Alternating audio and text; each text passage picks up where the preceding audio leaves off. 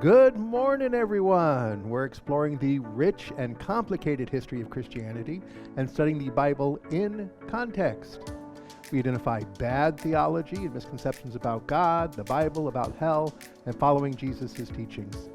If you find this video helpful, please let us know in the comment section below. We'd love to hear your thoughts and your experiences. I always love hearing your experiences that tie into our messages. So please take the time to put those in for us.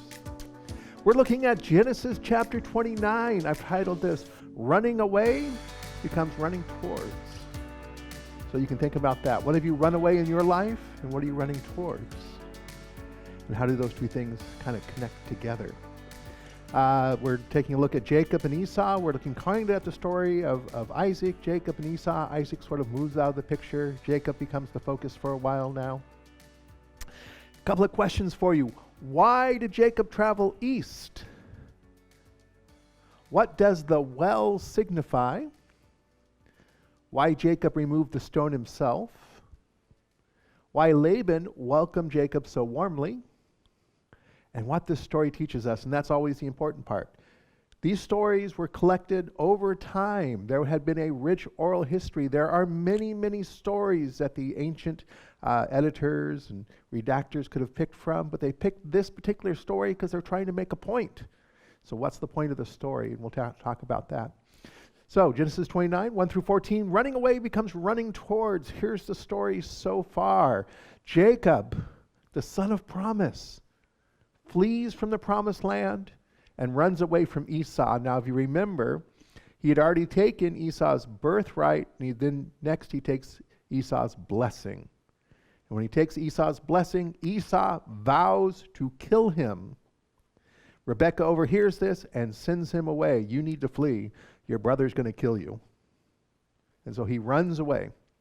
Rebekah covered up his need to run away. She explains to Isaac, oh, you know, Esau married these Hittite women, and I can't stand these Hittite women. This is horrible. What we really need is to get him, you know, a woman from our own clan. So she sends Jacob off to her brother Laban to find a wife. So that's kind of the cover-up story she creates.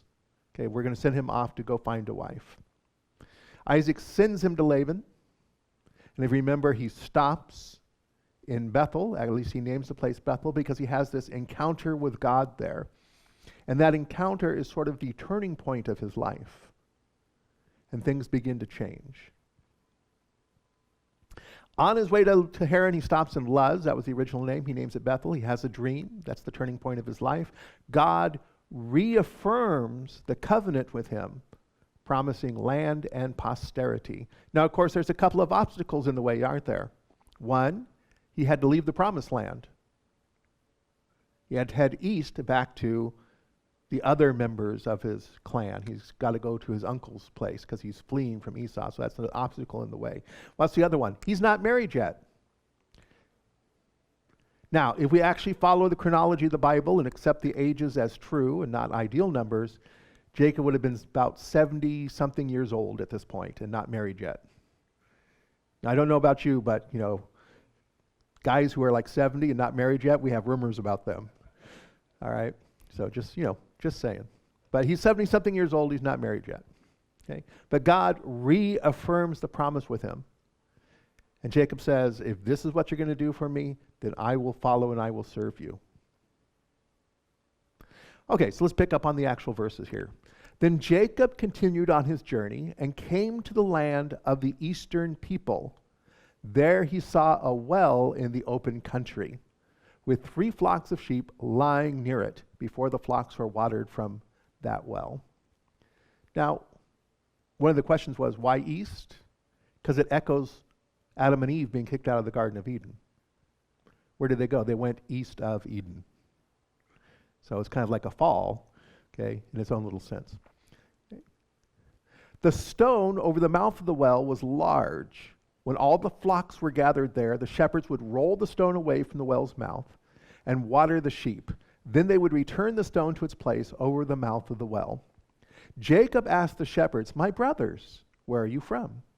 We're from Haran, they replied. So he said to them, do you know Laban, Nahor's grandson? Yes, we know him, they answered. Then Jacob asked them, is he well? Yes, he is, they said, and here comes his daughter Rachel with the sheep. Look, he said, the sun is still high. It is not time for the flocks to be gathered. Water the sheep and take them back to the pasture. We can't, they replied, until all the flocks are gathered and the stone has been rolled away from the mouth of the well. Then we will water the sheep. While he was still talking with them, Rachel came with her father's sheep, for she was a shepherd. When Jacob saw Rachel's daughter of his uncle Laban and Laban's sheep, he went over and rolled the stone away from the mouth of the well and watered his uncle's sheep. Then Jacob kissed Rachel and began to weep aloud. He had told Rachel that he was a relative of her father and a son of Rebekah, so she ran and she told her father. As soon as Laban heard the news about Jacob, his sister's son, he hurried to meet him. He embraced him and kissed him and brought him to his home. And there Jacob told him all these things. Then Laban said to him, you are my own flesh and blood. Okay, so let's talk about a couple of different things. First off, here's a well out in the open country. It's not in a town center. Now, I've heard a lot of preachers explain to me, because one of the big things is, why is there this reoccurring theme of all these guys meeting women at the well? They're like, well, because it's in the town center, and that's sort of like the social hub of the whole town. This well's not in the town center. This well is out in the open. Okay? This references Eleazar meeting Rebekah at a well, so it's kind of an echo of that. Okay? But what it really is this. It's a sign of divine grace and guidance. If you remember, every time Isaac dug, he hit water. It was a sign of God's blessing on Isaac. And so having this well out in the open, where you didn't have to drive all the sheep all the way back to town to water them, but having this open area well in the open country was a sign of God's blessing going on. And so all of the shepherds would gather there. But it's also a sign of divine guidance. See, when you go to the well and your future wife is there, God's got a hand in it, right? He's guiding you along. This is the woman you're going to marry. Okay, with 3 flocks of sheep lying near it, because the flocks were watered from that well. Now, I want to point out that the hired servants are being lazy. It says, and Jacob points out to them, hey, why are all the sheep gathered here? It's not time to gather them together. In other words, it's not time to take them back and put them into the pens and stuff like that. It's midday. So why don't you just water them and move on like you're supposed to? And the servants are being lazy. They're like, no, we're not going to do it, right? Look, he said, the sun is high. It's not time for the flocks to be gathered. Water the sheep and take them back to the pasture. We can't, they replied, until all the flocks are gathered and the stone has been rolled away from the mouth of the well. In other words, we're not going to do this. We're not going to go to the effort. We're not going to remove the stone, water the flocks, put the stone back, and then take our flock back out. We're going to wait till everybody gets here, and then we only have to do it once. So they're just being lazy. But is there a problem with this? Well, of course there's a problem with this, because if the sheep are not out in the pasture, they're not eating. If they're not eating, what happens? They're not getting fat. If they're not getting fat, how can you sell a nice, how do you sell a skinny sheep? It just kind of doesn't work. So their laziness is actually affecting Laban's sort of wealth, you might say. The hired servants don't want to roll away the stone multiple times like they're supposed to. This is what you were hired for. We'll just wait till everybody gets here, and then we'll do it. Okay? They don't take the sheep to the pasture where they can graze and grow fat. So Laban is literally getting ripped off by the hirelings. They're not doing their job. And so Jacob decides to do it himself. Jacob saw Rachel's daughter of his uncle Laban and Laban's sheep, and he went over and he rolled the stone away from the mouth of the well and watered his uncle's sheep. See, this is the inversion of the Eleazar and Rebekah story. In that one, Rebekah waters the camels. She does the work. In this one, it's the man who waters. Well, why does he water? Because he has nothing else to offer. See, when Jacob, fled from Esau, he didn't bring a whole bunch of camels and sheep and goats and riches and stuff like that. When Eleazar went to find Rebekah, he took gifts. Jacob has nothing to offer. So he offers the only thing there, which is his service. He offers his service to Rachel. So it's kind of an inversion of the story. Then Jacob kissed Rachel and began to weep aloud. Now, this is a common greeting for relatives. It's inappropriate for strangers. So the fact that he kisses her, he's indicating to her, I'm a relative of yours. That's why it follows up right away. He introduces himself as a family member. It's okay for me to do this. We're family. So he will eventually end up marrying 2 of his cousins. And I know it's like, oh, what is this? Everybody's marrying their cousins, and they're all marrying their half-sisters. This is kind of weird, but that was kind of common. Because again, remember, you wanted to keep a lot of the marriages within the clan, within that particular group. Okay? And a lot of the marriages were arranged to keep the wealth together within the clan. So he introduces himself as a family member. I'm your cousin. Okay, my mom, Rebecca, that's your father's sister. Oh, okay. And she runs off and she tells her dad. When he meets Laban, Laban welcomes him very warmly. Laban gives him a kiss too. Welcomes very warmly, and he says, you are flesh, you are my own flesh and blood. In other words, you are now part of this family. So why does Laban welcome so warmly? You know what he's thinking? Free labor. Now, there is a Jewish legend. If you read some of the stuff that's written in the Mishnah, there is a Jewish legend that Laban thought that he had brought gifts and that he was just hiding them. And he's like, oh, I'm going to get some more gifts here. But he didn't have anything on him. But he's also thinking free labor. So, you are part of my family. Spoiler alert. Okay, I was asking Alex, can you really spoil, a story that's millennia old? I mean, it's been around for a long, long time. And then I thought to myself, well, yeah, I better put this up because, even though we may have been told this story in Sunday school, it was probably not told, like it should have been told. So here's the spoiler alert for this one. It's Jacob versus Laban. Laban is the villain for the next phase of Jacob's life. Laban's going to turn out to be a villain. He's going to be a trickster. And he's going to take advantage of Jacob. So here's this interesting sort of irony involved. Jacob, who was the trickster, is going to be repeatedly tricked. In other words, whatever you sow, that's what you're going to reap. And Jacob's now going to be on the receiving end of being taken advantage of being tricked. He's going to learn his lesson, and he's going to learn it at the hands of a master trickster like Laban. Now it's interesting because, in the previous story, it was Rebekah who was the trickster. She's the brother of Laban.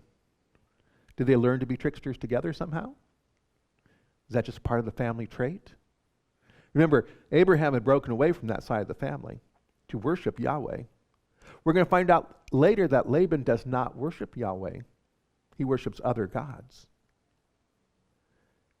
I wonder if he worships trickster gods. That would be interesting to find out. I'll have to do some more research. But Jacob the trickster is about to get repeatedly tricked and taken advantage of. Jacob will have to endure Laban's tricks, and it helps shape his character. He finally learns his lesson. Now, have you ever noticed that there tends to be this pattern, right, of handing down certain family traits? Apparently, trickster is one of them. We're going to find out later that another family trait that gets handed down from generation to generation is favoring one son over the other son. Because as Isaac favored Esau and Rebekah favored Jacob, Jacob will end up favoring Joseph, his son, even though he has 12 of them. Jacob versus Laban. We rejoice in our sufferings, knowing that suffering produces endurance, and endurance produces character, and character produces hope. That's Paul writing in the book of Romans. Maybe it's a good thing that Jacob was finally getting a taste of his own medicine. Maybe he was finally learning what it was like to be on the receiving end of one of these tricks. Okay? He had to suffer a little bit. He had to flee his home. He had to suffer. He had to be repeatedly ripped off by his uncle Laban. But that produces endurance, and endurance produces character. Everybody serves as an example, right? They can be a good example, or they can be a bad example. A bad example, you go, oh, I don't want to follow that example. I don't want to be like that. So it produces character, and then character produces hope. So Jacob is going to have hope in the promise that God gave him. Yes, I'm in this bad situation here with my uncle Laban, but God has promised me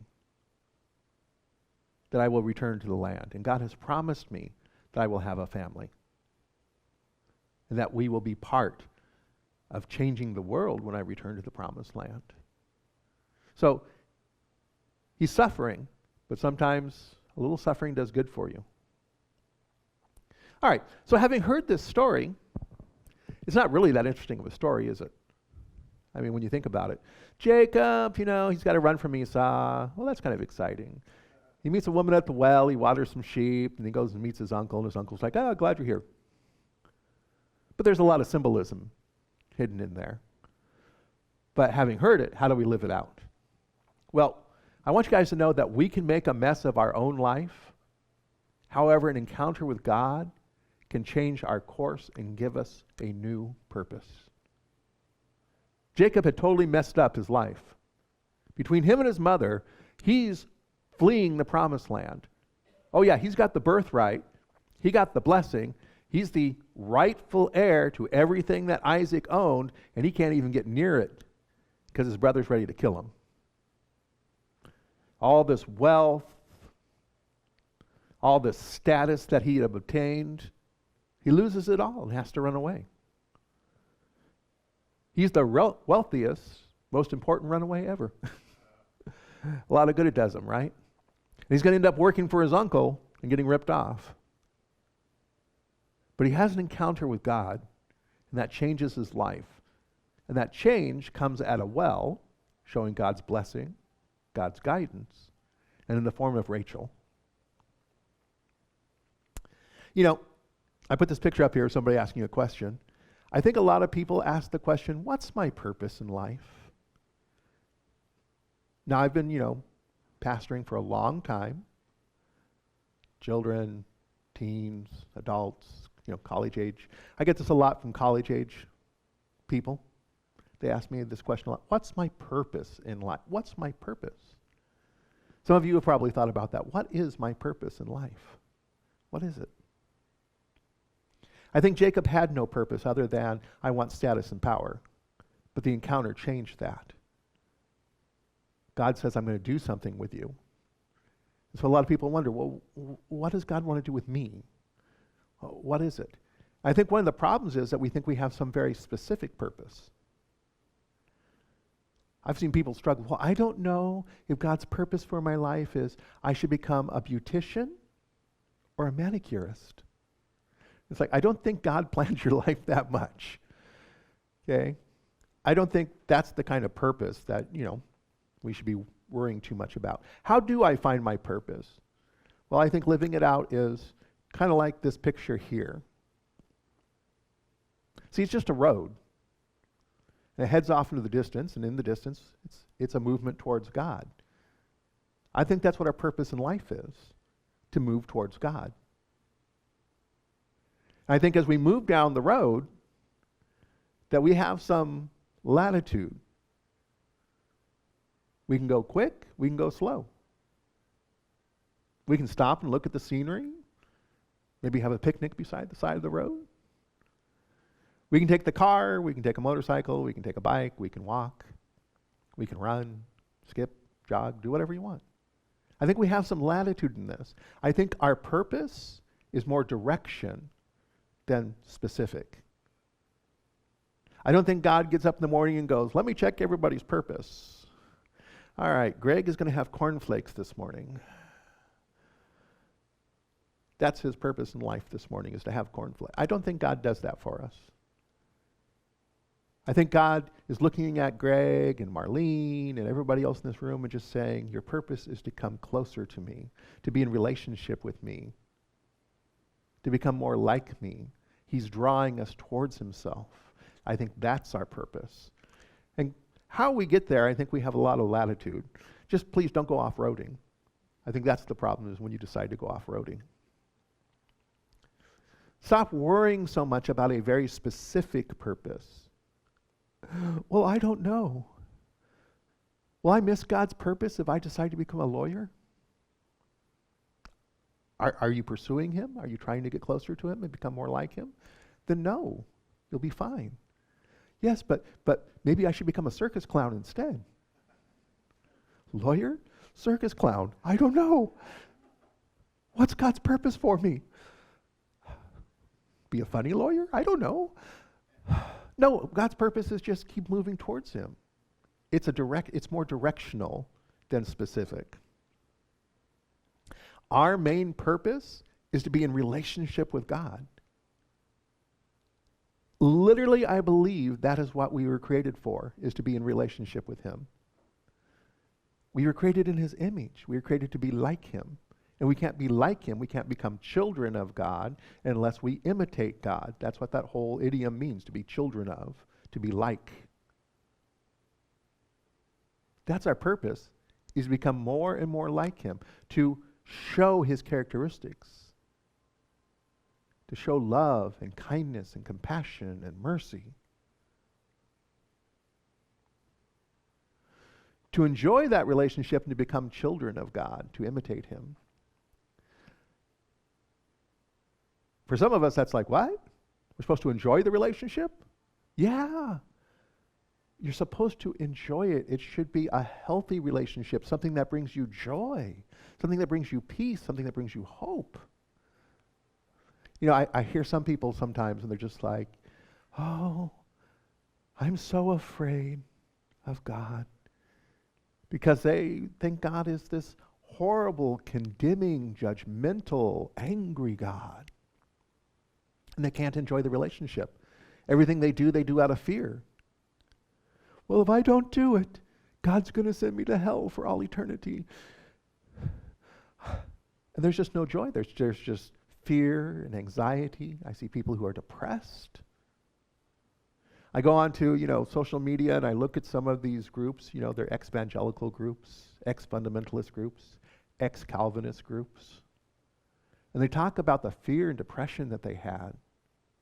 And how even after they've moved away from those kind of churches, they still live with anxiety. They've been marked by an unhealthy relationship because they were taught that God was something other than what he truly is. God is not like our earthly fathers. Our earthly fathers are imperfect. They make mistakes. Some of them were angry. Some of them were abusive. God is not like that. God is calling you to come and enjoy, to be in a healthy relationship with him. And the more that you're in that relationship with him, the more you can heal some of those earthly father wounds that you've received. When you understand this is what a good father is like. So that's our main purpose, is to be in a relationship with God and to enjoy that relationship. Trust me, if you're at a church and you're not enjoying the relationship that you have with God, if you're living in fear, if you're living with anxiety about it, if you're all depressed because of it, they're not teaching you who God is. They're teaching you something else. Each part of the journey teaches us something different. Jacob is going on a journey. He had his whole trickster time, living with Isaac and Rebekah and Esau, and he has his little trickster time over there. And then things blow up in his face. Now he's on his next part of the journey. He had to run away from that situation. Now he starts running towards something else. He's running towards the promise that God has given him. Now there's been consequences, and he's got to learn some lessons. Isn't that the worst part? You have to learn some lessons along the way. But each part of the journey will teach us something. That's why you need to talk to old people. Seriously, this is why you need to talk to old people. Because they've been on a longer journey, and they've learned a lot more lessons. Now, I know every teenager who probably just heard that, just like turned it off. Yeah, I'm not talking to old people. Tell me the same story 12 times. Yeah. Okay? But they really have learned stuff that's helpful to us. There's a lot of wisdom out there. The good times and the hardship are our testimony about God's grace and blessing. We pass through hardship. Hardship's temporary. But God is always leading and guiding and blessing us. And we can turn around and we can share those stories with one another. This is what God has done for me. You know, I was in this really dark place. And even in the darkness, he was there.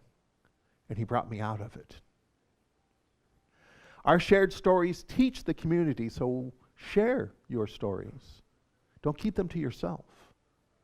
When God pulls you out of a bad place, when God pulls you towards him, when he pulls you out of the darkness, when he pulls you out of those times of hardship, you need to share those stories because it teaches us, the whole community. We need your stories. We need your experiences. Remember, even when we're running away from our messes, God gives us the direction to run towards him. So here's Jacob. I'm running away from Esau. Man, did I make a mess over there. My own brother's going to kill me. Now I have to flee the promised land. I have to leave behind all the wealth. I don't have a wife. Oh yeah, Rebecca made up the story that I need to go get a wife. But that's not what he was actually running. He was running away from Esau. Now he's running towards, because he has an encounter with God. God reaffirms his commitment to him. He has an encounter with God, and God gives him direction. Yeah, you're going to go to Laban, you're going to get a wife, and I'm going to bring you back. I'm going to give you the land. I'm going to give you children. I'm going to bless you. So now he's running towards something. And he arrives at that well, the symbol of God's blessing and guidance. And who's the first person who shows up? Rachel. Rachel shows up. Rachel shows up. And he falls instantly in love with her. This is what I want. Family.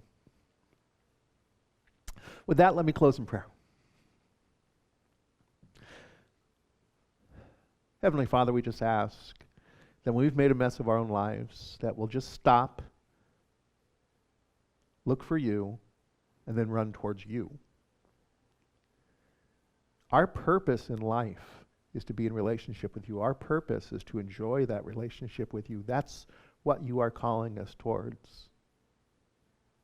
So wherever we're at, whatever problems, hardships, messes of our own making, let us just stop and look for you in all of that and move towards you. May we become your children by imitating you. We just pray this in your name. Amen. Once again, if you found today's video content helpful, be sure to subscribe to our channel, ring the bell, give it a big thumbs up, like and share this video. You can even help sponsor our weekly videos if you'd like. You can see Deborah or just contact us through the contact information down below. All these things help our community here and online in our growing YouTube channel. We thank you so very much. If you find yourself in a hole, stop digging, people. If you're running away, stop. Turn around. Run towards God. If you're in a church and you're afraid, anxious, fearful, depressed, because you've been taught an angry, judgmental God, it's time to go. It's time to go. Find a different church. I know there's something called the sunk cost fallacy. You guys know that, what the sunk cost fallacy is? People find it hard to leave groups and organizations that they've spent so much time, so much energy, so much money getting involved with, and they realize something's wrong. And because of all that they've sunk into it, they can't leave. But you can always leave. There's a better way down the road if you're moving towards God. Let me close with this benediction. As you leave this place, stop running away. Return to the purpose for which you were created. God bless you all. Go in peace. You are dismissed. Thank you.